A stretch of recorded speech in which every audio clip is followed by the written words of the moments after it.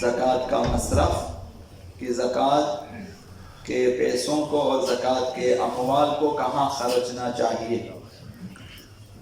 تو 8 موارد بیان ہوئے ہیں جہاں زکوٰۃ کو آپ خرچ سکتے ہیں شرعی طور پر، ان کی اجازت سے، حاکم شرع کی اجازت سے۔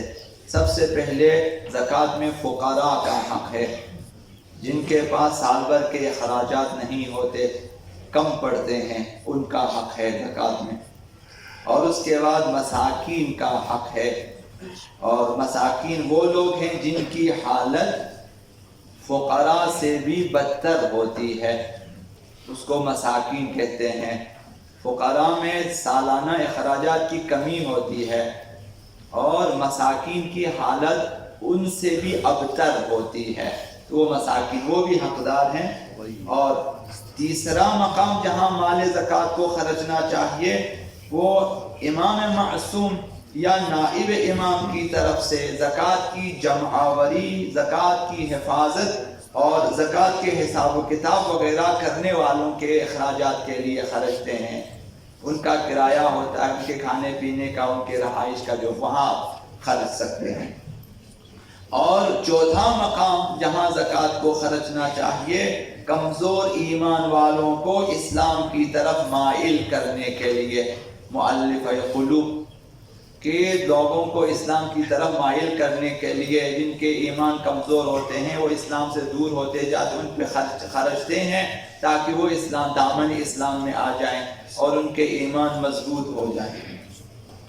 اور پانچواں مقام مقروض افراد جو اپنا قرضہ ادا نہ کر سکتے ہوں، تو بیت المال سے زکوٰۃ کی رقم سے ان کے قرضے ادا کیے جائیں گے۔ یہ سب امام اور نائب امام کے پاس یہ اختیارات ہوتے ہیں کہ اگر انہیں پتہ چلے کہ ایک شخص مقروض ہے اور اس کے پاس ادائیگی کے لیے کوئی راستہ نہیں ہے، تو وہ زکوٰۃ کے پیسوں سے ان کا قرضہ ادا کرے گا۔ اور چھٹا مقام فی سبیل اللہ ہے، یعنی دینی امور کی تبلیغ اور دینی امور کی تقویت کے لیے زکوٰۃ کے پیسے خرچے جائیں گے۔ اب یہ تمام دینی امور زکوٰۃ کی وجہ سے جو ہیں وہ چلیں گے۔ اور ساتواں مقام ابن سبیل ہے۔ ابن سبیل سے مراد وہ افراد ہیں جو سفر میں تہی دست ہو جاتے ہیں، سفر میں آ جاتے ہیں، پیسے ختم ہو جاتے ہیں، تو ان کے لیے وطن تک، تاکہ وہ اپنے وطن تک پہنچے، ان کے اخراجات دیے جاتے ہیں زکوٰۃ کی رقم سے، بھلے وہ اپنے وطن میں سرمایہ دار ہی کیوں نہ ہو۔ یہ کسی زمانے میں ناممکن ہوتا تھا اپنے وطن سے پیسے منگوا لیں، ابھی تو دنیا کے کسی بھی کونے سے پیسے منگوا سکتے ہیں، موبائل کے ذریعے بھی آپ منگوا سکتے ہیں، مثلا بینک کے ذریعے بھی، کسی بھی طریقے سے آپ منگوا سکتے ہیں۔ البتہ جو لوگ نہیں منگوا سکتے، دور دراز علاقوں میں ہیں جہاں اس قسم کے، تو ان کے لیے آج کل یہ زکوٰۃ خرچے جا سکتے ہیں تاکہ وہ اپنی منزل تک پہنچ جائے۔ اور آٹھواں مقام غلاموں اور کنیزوں کی خریداری اور آزادی کے لیے ہے۔ یہ اسلام کا ایک برنامہ ہے۔ گزشتہ زمانوں میں غلام ہوتے تھے، جنگوں میں کفار مشرکین ان کے افراد غلام ہو کر آتے تھے، تو وہ مسلمانوں کی ملکیت ہوتی تھی، اور جب وہ مسلمان ہو جاتے اور پھر غلام رہتے، پھر اسلام بیت المال سے پیسے دے کر انہیں خرید لیتے تھے مالکوں سے، پھر آزاد کر دیتے تھے تاکہ وہ لوگ آزاد ہو جائیں۔ جب تک غلام ہیں کوئی چیز ان کی ملکیت نہیں ہو سکتی ہے اسلامی قانون کے مطابق۔ جب آزاد ہو جاتے ہیں پھر جو بھی وہ کمائے اس کی ملکیت ہو جاتی ہے، یعنی ایک آزاد۔ یہ ان کا برنامہ۔ یہ 8 موارد ہیں جہاں زکوٰۃ کو خرچا جائے گا۔ اب زکوٰۃ ادا کرنے کے فائدے کیا ہوں گے، یہ بھی آپ کی معلومات کے لیے اور نوجوانوں کی معلومات کے لیے عرض ہے۔ سب سے پہلے خداوند متعال چاہتا ہے کہ ہمارے اندر سے کنجوسی ختم ہو جائے۔ زکوٰۃ دیں گے تو صفت بخل اور کنجوسی سے نجات مل جائے گی۔ حتماً مومنین کو دینے کی عادت ہونی چاہیے، صرف لینے کی عادت نہ ہو، دینے کی عادت ہونی چاہیے۔ اسلام میں تاکید کی گئی ہے انفاق کے سلسلے میں، یہ ایک بہت بڑا جو ہے عنوان ہے، اس کے تحت الگ سے گفتگو ہونی چاہیے۔ انفاق تو انفاق کی عادت پڑ جائے گی، سخاوت کی عادت ہو جائے گی۔ یہ پہلا فائدہ ہے، رزق و روزی میں اضافہ ہوگا۔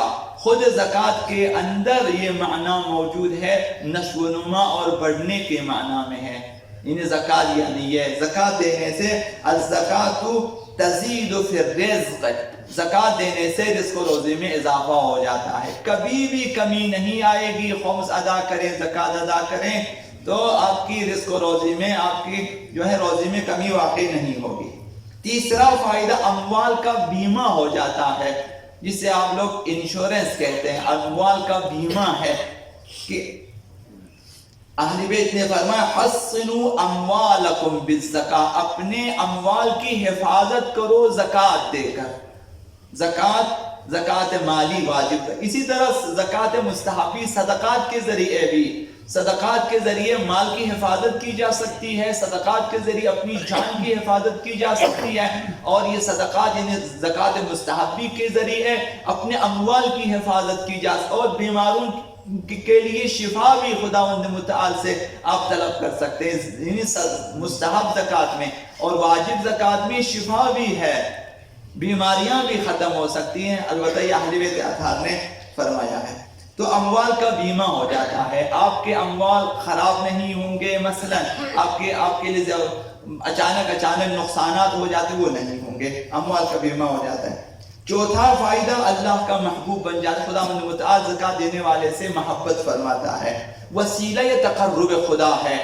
یہ زکوٰۃ ایک مرحلہ ہے، ادا کرنے پر آپ ایک مثلا درجہ خدا سے قریب ہو جاتے ہیں، اور مشکلیں حل ہونے کا بھی سبب ہے۔ احادیث میں آیا ہے کہ انسان کی مشکلیں حل ہو جاتی ہیں اگر زکوٰۃ واجب ہے وہ ادا کرے، اگر نہیں ہے صدقات دیا کریں، روزانہ صدقہ دیا کریں۔ کیا ہی بہتر ہوگا کہ روزانہ حضرت آقا امام زمان عجل اللہ تعالی فرجہ الشریف کی سلامتی کے لیے اور ان کی رضایت کے لیے صدقہ دیا جائے، اور جو صدقہ آپ دیں اس صدقے کا ثواب بھی ہدیہ کر دیں خدا کا امام زمان کے لیے، تو اس طرح سے آپ کی جان و مال کا بھی بیمہ ہو سکتا ہے اور مشکلیں بھی حل ہو سکتی ہیں۔ اور ساتواں فائدہ یہ ہے کہ گناہوں کا کفارہ بھی بن جاتا ہے زکوٰۃ ادا کرنے سے، زکوٰۃ واجبی اور زکوٰۃ مستحبی دونوں، اس سے انسان کے گناہ بھی معاف ہو جاتے ہیں۔ اور آٹھواں فائدہ ایمان کے کامل ہونے کا سبب ہے، جس طرح نماز ادا کرنے سے ایمان کامل ہو جاتا ہے، اسی طرح زکوٰۃ ادا کرنے سے بھی ایمان کی تکمیل ہو جاتی ہے۔ اور نواں فائدہ مردوں کے ذمے، جو لوگ مرحوم ہو چکے ہیں ان کے ذمے اگر زکوٰۃ واجب الادا ہو تو اگر ادا کریں گے تو عالم برزخ میں ان کے لیے گشائش ہو جاتی ہے، ان کے لیے وہاں سہولیات مل جاتی ہیں، وہاں ان کے لیے ایک حد تک آزادی مل جاتی ہے۔ تو جنہیں اپنے مردوں سے پیار ہے وہ کوشش کریں کہ ان کے واجب زکوٰۃ کو ادا کریں، اور ورنہ مستحب صدقات دے دیں ان کے نام پہ، والدین کے نام پہ، اپنے مرحومین کے نام پہ مستحب صدقات دیا کریں، وہاں ان کے لیے گشائش ہو جاتی ہے، وہاں ان کے اور بھی واجبات اگر ہیں، مثلا نماز روزے ادا کریں گے تو وہاں عالم برزخ میں ان کے لیے گشائش ہو جاتی ہے، وہاں ان کے لیے سہولیات فراہم ہو جاتی ہے، خدا متعال انہیں مزید آزادی دے دیتے ہیں۔ یہ آپ بہتر جانتے ہیں، بعض لوگ دنیا میں مسلسل آ سکتے ہیں اپنے جو عزیزوں کے پاس، بعض لوگ ہفتے میں ایک بار آ سکتے ہیں، بعض لوگ سالانہ۔ مثلا ایمان اور اعمال کے حوالے سے اگر آپ واجبات ادا کریں گے انہیں مزید اجازت مل جاتی ہے، کربلا جانے کی اجازت مل جاتی ہے، انہیں نجف جانے کی اجازت، زیارتوں پہ جانے کی اجازت مل جاتی ہے، اور عزیزوں کے پاس جانے کی اجازت مل جاتی ہے، تو آپ کے مرحومین آپ کی خوشی اور غمی میں بھی شریک ہو سکتے ہیں۔ تو جس طرح دوسرے واجبات ادا کرنے سے ان کے لیے سہولت ہوتی ہے، اسی طرح واجب زکوٰۃ ادا کرنے سے یا مستحب زکوٰۃ ان کی طرف سے دینے سے، مثلا وہی صدقات مستحبی، انہیں گشائش حاصل ہوتی ہے، تو مردوں کے لیے بہت فائدہ مند چیز ہے۔ اور 10واں مقام سبب قبولی نماز و دعا ہے، نمازیں ہم پڑھتے ہیں، زکوٰۃ ادا کریں گے نمازیں قبول ہو جائے گی، دعائیں ہماری قبول ہو سکتی ہیں، واجب زکوٰۃ ہیں وہ، اگر نہیں تو مستحب زکوٰۃ، مستحب صدقات دیا کریں۔